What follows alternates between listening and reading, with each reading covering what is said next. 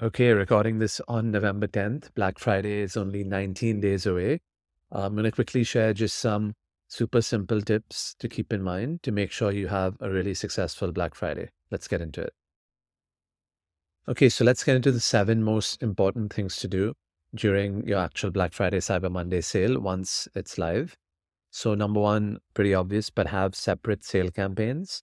This way it just keeps things clean. It's easier to go back and look at the data.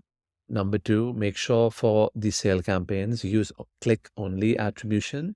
So, you either use 1-day click or 7-day click. If you include view throughs, it's going to skew heavily to views, conflate the numbers, and you won't actually be driving that much traffic to the site.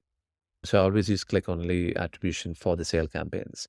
Number three, use lifetime budgets just in case you want to spend more. It's really hard to scale up in the same day, but you can always pull the budget back if you're using lifetime. And this way, it's guaranteed to spend the entire amount you put. So if you put 10K, 20K, 50K, it's going to spend that amount and you don't have to worry about it.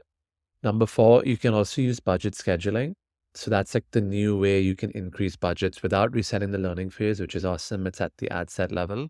Number five, schedule ads in advance. Yeah, there's always so many bugs on the Meta system that week. So I do it at least like 3 or 4 days in advance, assuming you have the creative. Number six, keep your evergreen ads on. Oh my God. Yeah. There's no reason to turn those off. Often those will perform better than your actual sale creative. CPMs are lower. They've been running for longer. Click-through rates are high. So just keep them on. You can shift budget between the sale campaigns and those.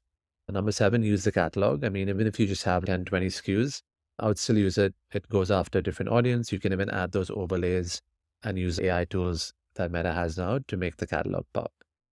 So these are the most important ones. The other stuff is still important, but if you take nothing away and stop watching, just make sure you take a screenshot of this, follow this stuff. And if you want to know my ad account setup for a sale, it honestly depends on the scale of the account, but just keep it simple. And just message me and I can tell you what my go-to setup is. This is something else you should keep in mind. Just check your ad account, check the daily spend limit. Oftentimes for smaller ad accounts, or if it's a newer ad account, you'll have a spend limit max, which is set by Meta. Have to go through either a rep or maybe the support and ask to increase it.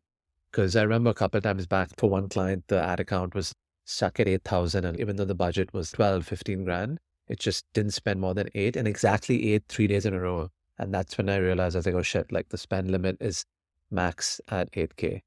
Have credit cards that have high limits. This number three is super important. So if for any reason, worst case scenario, your ad account gets flagged or banned or like deactivated, this shit can happen or gets hacked. It's really hard to create a second ad account when the first ad account is compromised. So I always create a second ad account now attached to your main business manager. It may not even have the same spend limit since it's a new account. And if you can get that up to 5K a day, it's at least something if your main account is deactivated or broken. So just do that right now. I always do that. And then even give a few other email addresses access and have 2-factor authentication set up across the board. So then you're set. A few weeks before the sale, so from now, which is basically post-election from November 6th, it depends how much budget you have, but you obviously want to space out budget for the month. You still want to spend quite heavily now leading up to the sale, but then save most of the budget for that actual week. And you should have different expectations of what the return and ROAS and efficiency will be, because it's obviously not going to be, it'll be lower now, but you should keep spending because you're going to fill the funnel up. And then you'll be able to average out a higher ROAS at the end of the month when you get that 5, 6, 7, 8x ROAS during the sale week. So the way I'm going about this is, yeah, you want to increase budget mainly in prospecting, top of funnel, have your exclusions in place. You can even experiment with 15, 20% of the budget on non-conversion objectives like traffic, video views, reach. Lower CPMs, you get more people in the funnel.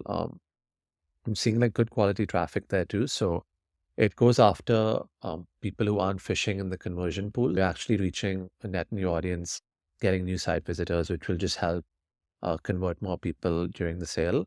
And then, yeah, lastly, I mean, if you're building a wait list, you can always use lead gen ads.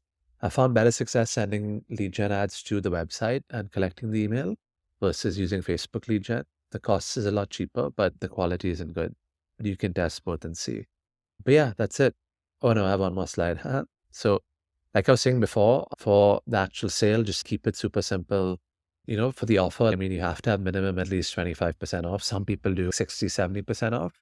But yeah, because people's standard offer is 20%, right? So you need something compelling.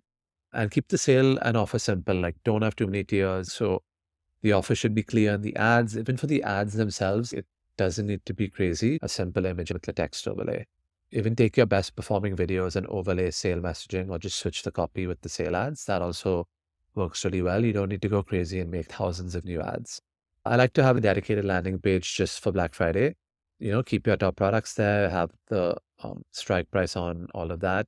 Number four, Meta has been pushing it for the last few years. It is working pretty well. It just depends on your brand, but it does help to kind of break through the clutter and the noise of all the sale ads that week. So if you have access to influencers, UGC partnerships, like use those and boost them. And yeah, number five, you can always boost your organic posts too. Your reels, make a reels only campaign, things like that. Because usually the organic content for the sale will be quite fun and engaging. But that's it. I think it's going to be good. No need to panic. It might look bad now in the few weeks leading up to it, but just keep spending. It'll always come through at the end. And good luck.